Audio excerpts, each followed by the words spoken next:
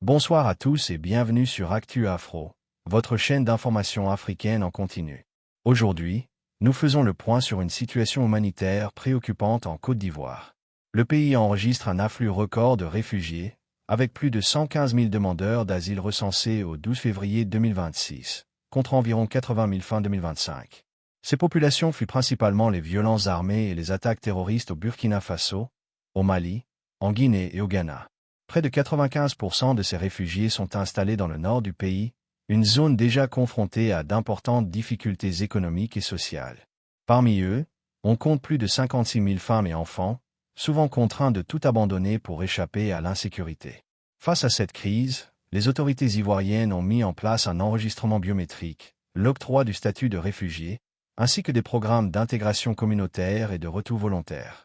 Mais cette arrivée massive exerce une forte pression sur les ressources locales, notamment l'eau, les terres agricoles et les moyens de subsistance, dans un contexte déjà fragilisé par la sécheresse et les conflits entre agriculteurs et éleveurs.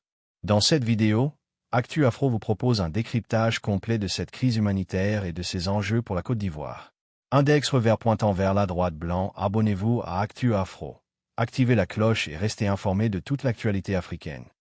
La première question qu'on se pose quand on découvre cette actualité, Sylvain Guédé-Debaï, c'est de se demander si la Côte d'Ivoire peut absorber durablement un tel flux de réfugiés.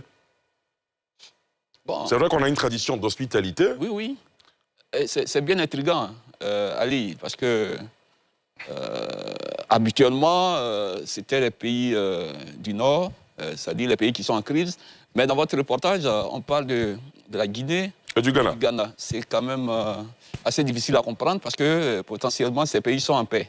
Qu'est-ce qui expliquerait donc un afflux de réfugiés vers la Côte d'Ivoire? Mais ce sont des questions qui doivent être traitées par les États, par les différents gouvernements, parce que, comme on le voit bien, ça va très vite. Hein, ça va très vite. En 2024, on parlait de 90 000, autour de 90 000.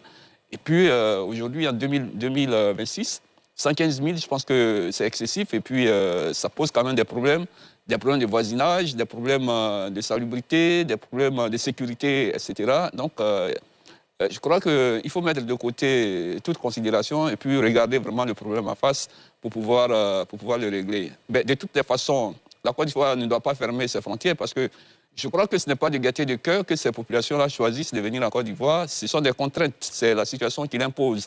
Et puis, en temps de crise, quand on ne se sent pas en sécurité quelque part, il y a l'instinct de survie qui fait qu'on va vers une zone où on se sent beaucoup plus en sécurité. Donc, ça n'a rien à voir d'abord avec des considérations politiques. Parce que très souvent, les populations qui se déplacent ne connaissent même pas, ne sont même pas informées des tensions politiques qu'il y a entre les différents États. Donc, finalement, il y a des problèmes certainement au niveau des États, au niveau des gouvernements. Les relations entre la Côte d'Ivoire et ses voisins du Nord, oui, elles ne sont pas au beau fixe.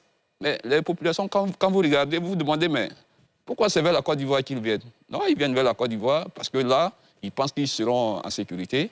Et donc, tout le monde doit s'impliquer, c'est-à-dire les organisations intergouvernementales comme les organisations internationales, le CICR en particulier, qui nous ont toujours aidés, parce qu'après tout, ce sont des questions non politiques, mais surtout humanitaires, et il faut les traiter vraiment sous cet angle humanitaire-là. Voilà ce que je veux dire. D'accord, on est dans une sous-région ouest-africaine en proie à une situation sécuritaire délicate.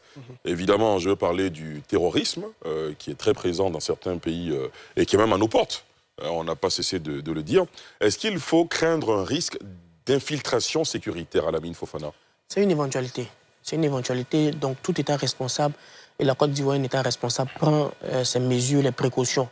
Lorsqu'on est décideur public, ce genre de situation est un cas de gouvernance qui est très complexe, parce qu'on fait face à un paradoxe de gouvernement, la nécessité de pouvoir servir le peuple de Côte d'Ivoire qui vous a élu, à qui vous devez, et cette volonté aussi d'intégration sous-régionale. La Côte d'Ivoire a ratifié plusieurs protocoles qui reconnaissent le droit des réfugiés. Hier, en Côte d'Ivoire, on a eu aussi des crises. Donc on a connu des Ivoiriens qui ont fui la Côte d'Ivoire pour chercher aide, protection et quiétude dans d'autres pays. Donc aujourd'hui, ces pays-là font face à des réalités peu satisfaisantes, raison pour laquelle ils se réfugient en Côte d'Ivoire. Donc c'est une situation de gouvernance qui est très complexe. Maintenant, vis-à-vis des décideurs publics, avant de venir sur ça même, le doyen a parlé des raisons qui peuvent motiver, parce qu'on parle aussi du Ghana et de la Guinée. Il ne faut pas aussi seulement voir les crises sécuritaires et politiques, il y a aussi des crises économiques, il y a aussi des conflits intercommunautaires, il y a aussi souvent certaines précarités dans des zones rurales qui font que les populations aspirent à un mieux-être. Aujourd'hui, ces situations-là pour l'Ivoirien lambda doivent permettre de comprendre que la Côte d'Ivoire est quelque part à un niveau de développement qui est vraiment à féliciter. Parce que en sciences politiques, il y a 4 indicateurs majeurs qui permettent de jauger la puissance, voire l'assise des différents pays. Sur le plan politique, on a donc les États antidémocratiques, les États démocratiques et ceux qui sont en voie de démocratie. Donc parmi ces réfugiés-là, vous avez des personnes qui sont victimes d'une situation d'antidémocratie d'un pays démocratique. Donc, ils cherchent la paix.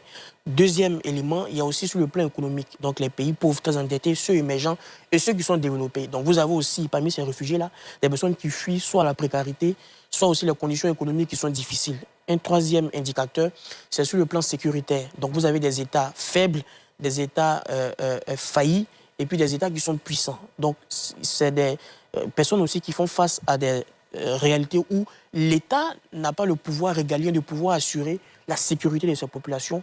Et dernier élément sur le plan processuel, il y en a les États instables, les États stables et les États en reconstruction. Aujourd'hui, la Côte d'Ivoire est un État stable. Ces populations-là viennent souvent des États qui sont instables. Donc, il y a l'instabilité sécuritaire, l'instabilité sociale, l'instabilité politique et économique. Donc, ça peut motiver aussi cette venue-là. Maintenant, par rapport au fond, la posture de l'État de Côte d'Ivoire sera certainement 2 actions. La vigilance et l'hospitalité.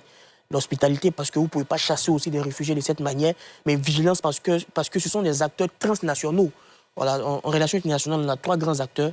On a les États, on a les organisations internationales et on a les acteurs transnationaux. Dans les acteurs transnationaux, on a les groupes criminels, les groupes non criminels, on a les réfugiés.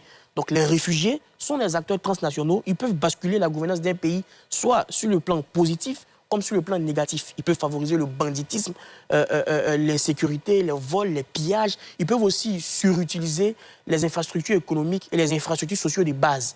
Donc un gouvernement prudent, qui est le cas de la Côte d'Ivoire, s'assurera de trouver le juste milieu entre la capacité de les dénombrer véritablement.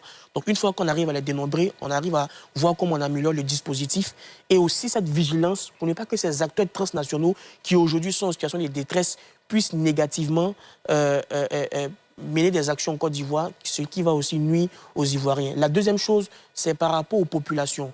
Donc par rapport aux populations aussi, je pense qu'on doit être dans la même démarche. On doit être dans une démarche de vigilance et de compréhension. Pour moi, on ne doit pas tout de suite sortir le discours de « il faut les chasser, c'est des terroristes », non. Oui, justement, c'est un discours qu'on entend de plus en plus quand on sait les tensions qu'il y a entre la Côte d'Ivoire et certains pays de la sous-région. Et surtout quand on reçoit les ressortissants de ces pays-là, certains Ivoiriens commencent à donner de la voix pour dire « écoutez, vous ne voulez pas entendre parler de notre pays, est-ce qu'il ne faut pas justement que notre pays, notre État, revoie les conditions d'accueil des réfugiés de ces pays ?» Donc ce que vous dites est très intéressant. Oui, c'est ce dont je parlais la dernière fois. Lorsqu'on parle de la responsabilité des chefs d'État, c'est par rapport aussi à ce genre de situation, parce que le jeune Malien qui fuit, par exemple, cette situation qui est actuellement en Côte d'Ivoire, n'est pas quelque part directement comptable des déclarations de son leader. Donc, c'est aux populations aussi ivoiriennes d'essayer de faire la différence, part des choses, voilà, entre la posture souvent des dirigeants et ce que les populations pensent véritablement. Et il faut préciser aussi que dans les pays, par exemple, où on assiste à des transitions militaires, souvent, les populations n'ont pas aussi un cadre de pouvoir s'exprimer librement au gré de leur vie. On voit aussi la dissolution des partis politiques. Au détriment de leur vie. Au détriment de leur vie. Donc, souvent, il ne faut pas confondre la foule et les populations. Il peut y avoir une minorité, très minoritaire, qui prend les rues, qui dit ah bah la Côte d'Ivoire, qui dit des vilaines choses, par exemple. Une minorité bruyante, parler comme voilà, quelqu'un. Une minorité bruyante. Mais il y a cette majorité silencieuse qui ne pensent pas comme ces derniers et qui n'arrivent pas certainement à s'exprimer. Donc pour la population de Côte d'Ivoire, il faut être dans cette humilité-là, entre vigilance, parce qu'on ne sait jamais, et ouverture. Parce que hier, la Côte d'Ivoire aussi a cherché refuge. Certains Ivoiriens ont cherché refuge dans d'autres pays. C'est que Alamine dit, précédé par Sylvain Guédé-Débailly, c'est que la Côte d'Ivoire est devenue un pôle de stabilité attractif, mine de rien, dans notre sous-région.